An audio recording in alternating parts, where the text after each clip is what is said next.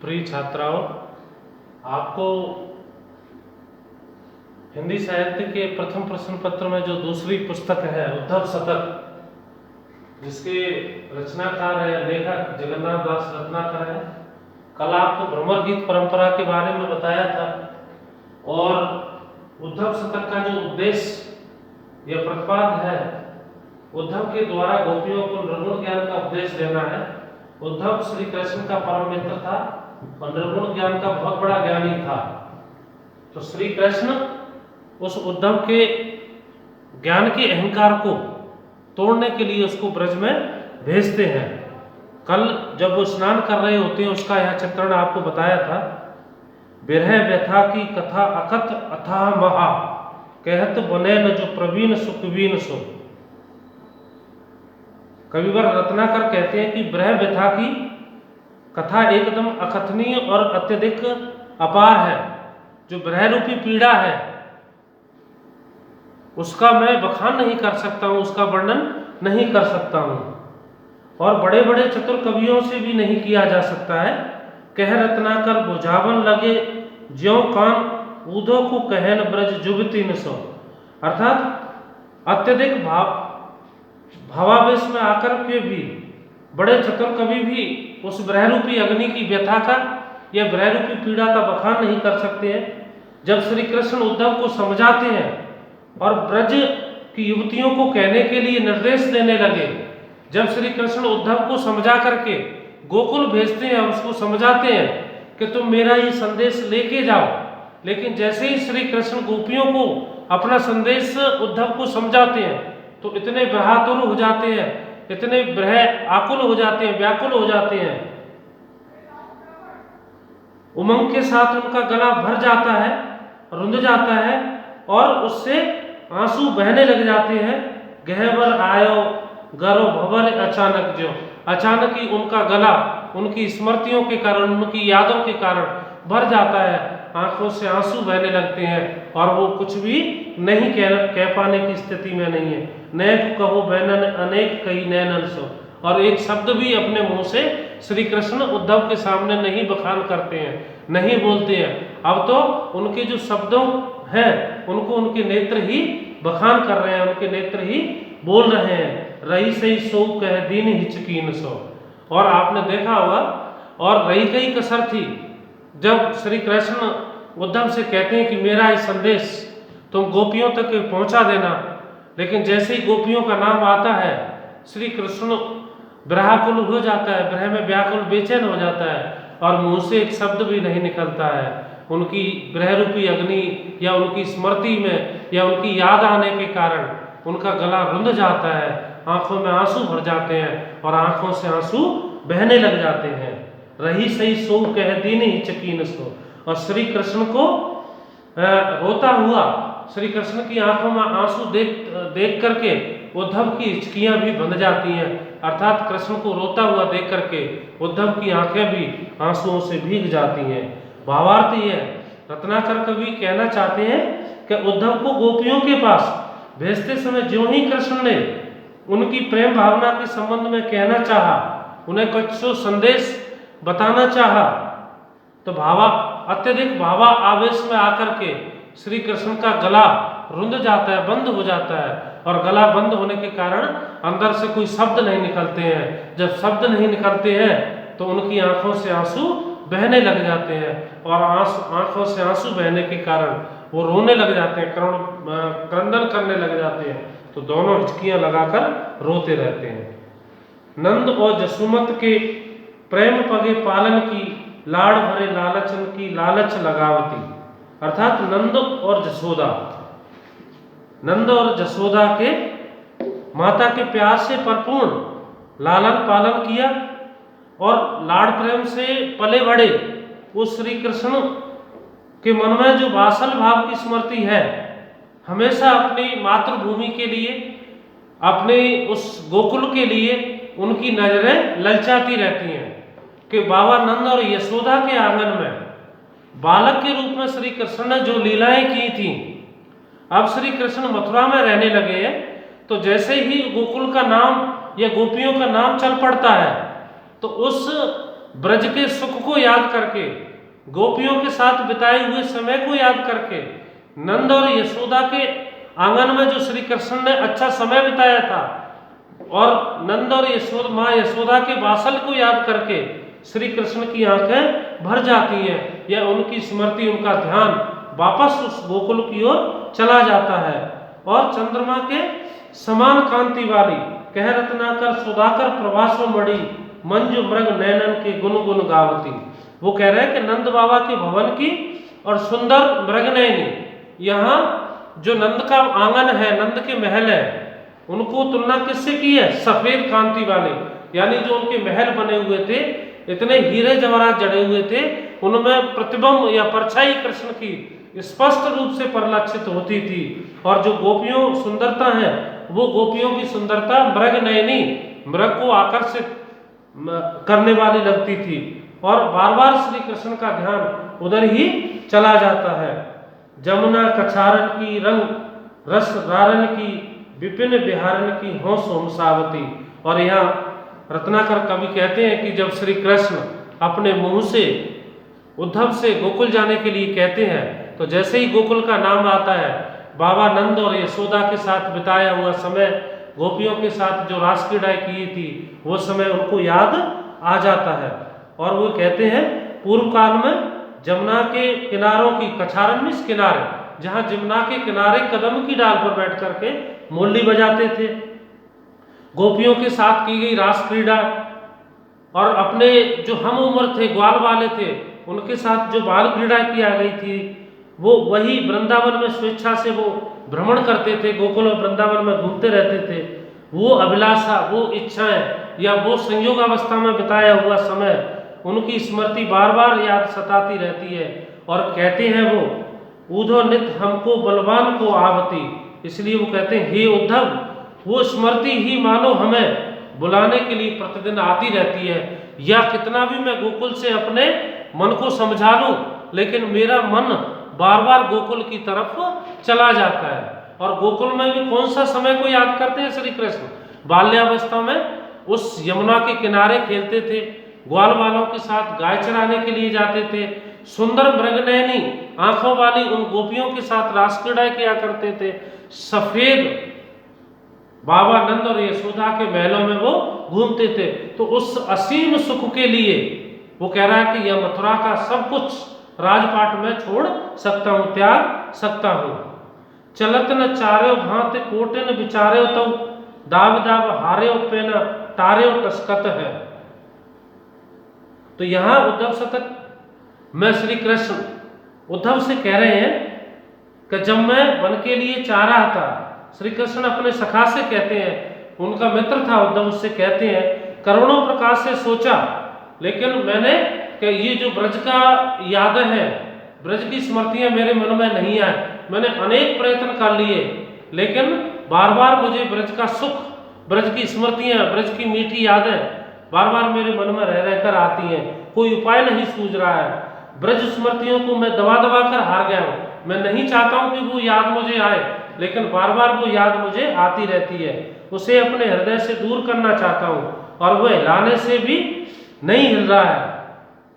परम गहरीली गहीली वसुदेव देवकी को मिली, चाह चिमटी हूँ सो खेचो कसकत है।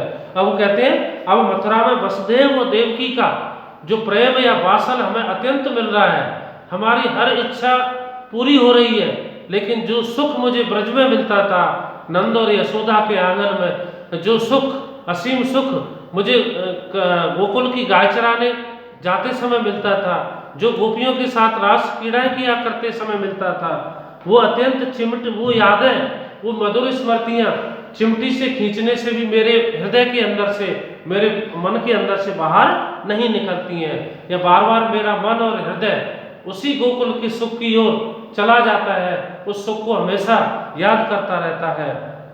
कड़त न क्यों हूँ आय विथ के उपाय सब, धीर आक छीर हूँ न धारे दस्खत है। अब वो कहते हैं अब तो जो ब्रज की याद रूपी जो कांटे हैं, वो मेरे हृदय में बर्छी की तरह चुभते हैं, और मैं उन कांटों से उपाय चाहता हूँ, कांटों से उन कांटों को निकालना चाहता हूँ। लेकिन वो ब्रज में गोपियों के साथ बिताया हुआ समय है, गोपियों के साथ जो रास क्रीड़ाएं की थी वो समय उन याद मधुर स्मृतियां रह रह कर कांटों की तरह मेरे मन में चुभती हैं।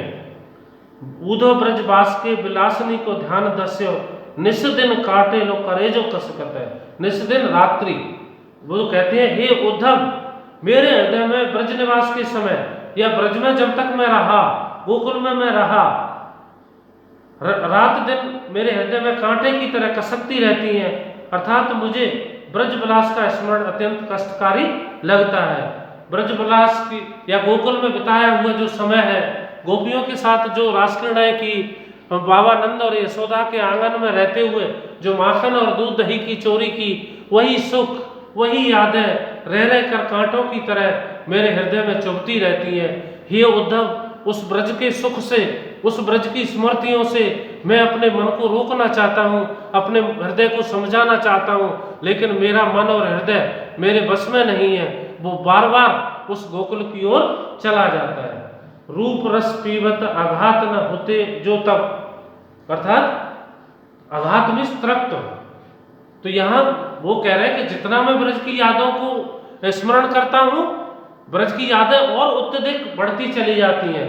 तो मेरा जो मन है कभी तृप्त नहीं होता है, कभी अघाता नहीं है, या उसका मन पूरा नहीं होता है। हाँ, तो यहाँ वो कह रहे हैं, सोई अब आंखें उमर गिरवो करो। वो कहते हैं कि हे मित्र उद्धव, ब्रजभूमि में रहते हुए गोप बालाओं की रूप माधुरी, उनकी सुंदरता और रसीली बातों का अत्यधिक आनंद लेने पर भी मैं अगाता नहीं था। अर्थात निरंतर रूप रस पाने की लालसा मेरे हृदय में बनी रहती थी, या गोपियों से ज्यादा देर बात करने के लिए मैं उनसे ज्यादा बात करने के लिए, ज्यादा उनके साथ समय बिताने के लिए कोई न कोई बहाना ढूंढता रहता था। आज मथुरा में सब कुछ है, लेकिन वो सुख मुझे अब नहीं प्राप्त होता है। तो यहाँ रत्नाकर ने श्री कृष्ण के गोकुल में बिताए हुए समय और मथुरा में बिताए हुए समय में अंतर किया है। वो ये कह रहे हैं कि वहाँ गोकुल में रूप माधुरी, रूप सौंदर्य से युक्त गोपियों से रस भरी बातें करने के लिए, या उनके साथ रास क्रीड़ा जो की थी, वह समय, वह सुख और वो यादें बार बार मेरे मन को उधर खींचती हैं। वो सुख मुझे आज मथुरा में नहीं मिल रहा है। कह रत्नाकर जुड़ात होते देखे जिन्हें, याद किए तिनको आवासो घिरवो कर। और वो कहते हैं, इस कारण ब्रज की स्मृतियां मेरे मन में बार बार रह रहकर याद आती रहती हैं, और उन्हीं स्मृतियां, उन्हीं मीठी यादों को याद कर करके मेरी आंखों से आंसू बहते रहते हैं। हृदय आशाओं से घिरा हुआ होने पर मेरे मन में आशा है, कौन सी, कि गोपियों से मैं एक बार अवश्य मिलूंगा, अवश्य गोकुल जाऊंगा, लेकिन फिर भी अत्यंत निराशा है। पता नहीं मेरे भाग्य में गोपियों से मिलना संभव है कि नहीं, मैं मिल पाया ये नहीं, ये निराशा भी है। और आगे रत्नाकर कवि कहते हैं, पहले ब्रज में रहते हुए जिन गोपियों से वो प्रेम मिलन करते थे, मिलते थे, उनके साथ प्रेम क्रीड़ा किया करते थे, रास क्रीड़ा किया करते थे, उन मधुर प्रसंगों का स्मरण करते हुए अब श्री कृष्ण की आंखें भर जाती हैं। अब श्री कृष्ण के साथ खेलने के लिए, श्री कृष्ण के साथ माखन चुराने के लिए, उनके साथ रास क्रीड़ा किया करने के लिए कोई नहीं है। इसीलिए ब्रज में इन सब चीजों को वो मथुरा में याद करते हैं, और जब बहुत ज्यादा विरह में आकुल हो जाते हैं, गोपियों को याद करते करते उनकी आंखों से आंसू बहने लग जाते हैं। दिनन के फेर सो भयो हेर फेर ऐसो, जाको हेर फेर हेरबाई हेरबो करे। तो यहाँ वो कहते हैं, श्री कृष्ण उद्धव से कहते हैं, भाई ये तो दिनों का फेर है, और इसी से मेरे जीवन में ऐसा हेर फेर आया। अगर मुझे ब्रज से दूर नहीं जाना पड़ता, या मैं गोकुल छोड़कर मथुरा नहीं आता, तो मुझे मेरे जो स्मृतियां हैं, जो गोपियों के साथ बिताया हुआ समय है, वही अच्छा समय और सुखद समय अब भी मेरे पास होता। अर्थात अब तो ब्रज भूमि और गोपियों के दर्शन करना भी दुष्कर काम हो गया है, कठिन काम हो गया।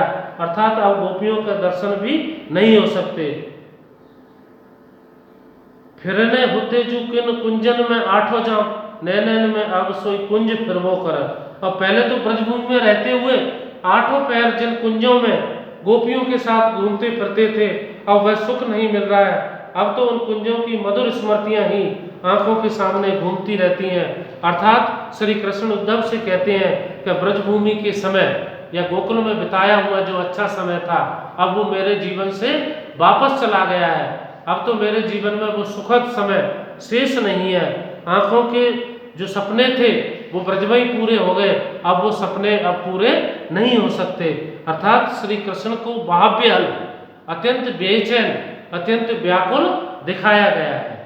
और ये आगे उसी से है, गोकुल की गैल गैल गैल गैल ग्वालन की, गोरस के काज राज बस के बहाय वो। गैल गैल मीन्स गली गली।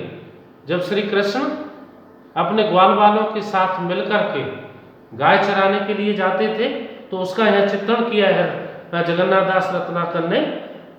रत्नाकर के कहते हैं कि वो कहते हैं अपने मित्र उद्धव से कि गोकुल की गली गली में ग्वालों और गोपियों के साथ जो दूध दही और माखन का आनंद लिया, इंद्रिय सुख के लिए हमने जानबूझकर लज्जा को दरकिनार कर दिया। गोपियों की मटकी तोड़ना, गोपियों के घरों में से माखन चुराना, ये जो असीम सुख जिसको सीमाओं में नहीं बांधा जा सकता, उस असीम सुख की यादें, मधुर स्मृतियां, मीठी यादें रह रह कर मेरे मन में आती है। भले ही मथुरा में मैं राजा हूँ, लेकिन गोकुल में बिताया हुआ जैसा समय अब मेरे जीवन में नहीं है। कह रत्नाकर रिझायबो नवेलिन को, गायबो गवायबो और नचायबो नचायबो।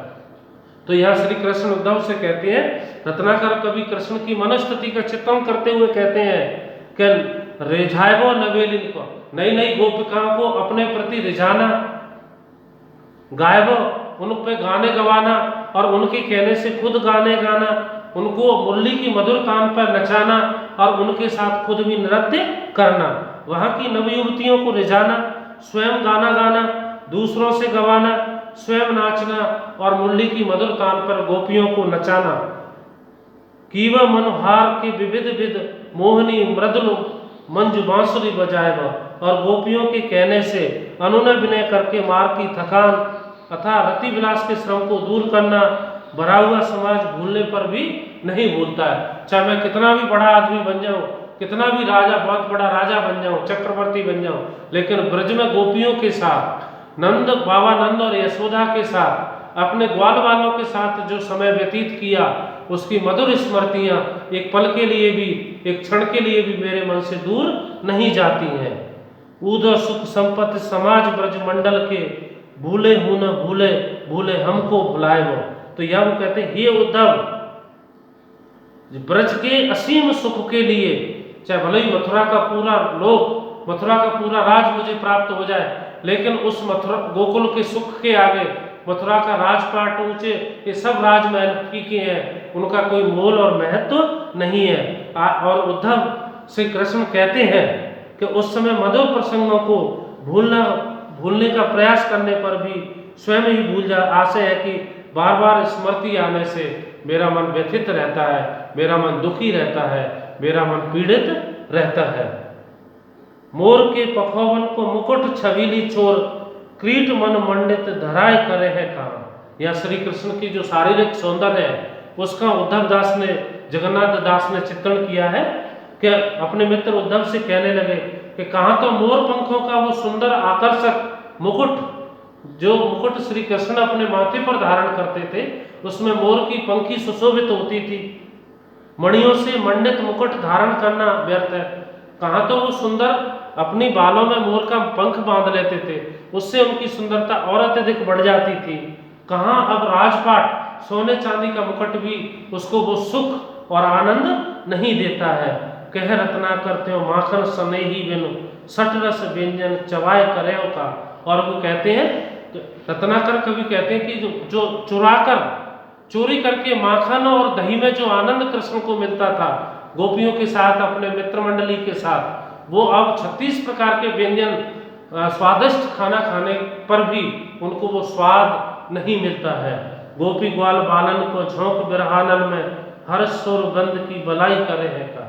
और वो कहते हैं कि मैंने समस्त गोकुल वासियों को साथ अन्याय किया है, अपने सभी मित्रों को, गोपियों को, ग्वाल बालों को, बाबा नंद और यशोदा को उस ब्रह अनल, अनल मीन्स आग, ब्रह रूपी अग्नि में मैंने जलने के लिए छोड़ दिया है। जो मेरी ऐसी स्थिति है तो मेरे कारण वो समस्त गोकुलवासियों की स्थिति भी उसी प्रकार की है। ऐसे लगता है जैसे पूरे गोकुल में विरह रूपी काले काले बादल छाए हुए हैं, या श्री कृष्ण के विरह में, श्री कृष्ण के वियोग में, विरह रूपी अग्नि में समस्त गोकुलवासी जल रहे हैं। प्यारा नाम गोविंद गोपाल को बेहाय हाय, ठाकुर त्रिलोके कहाय करे हो कहा।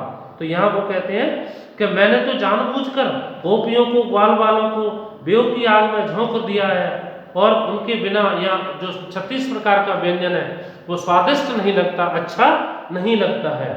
और आगे वो कहते हैं कि गोपियों की ब्रह व्यथा के आगे मथुरा का पूरा राजपाट बहुत तुच्छ है, उसका मेरे जीवन में कोई मोल नहीं है, महत्व तो नहीं है।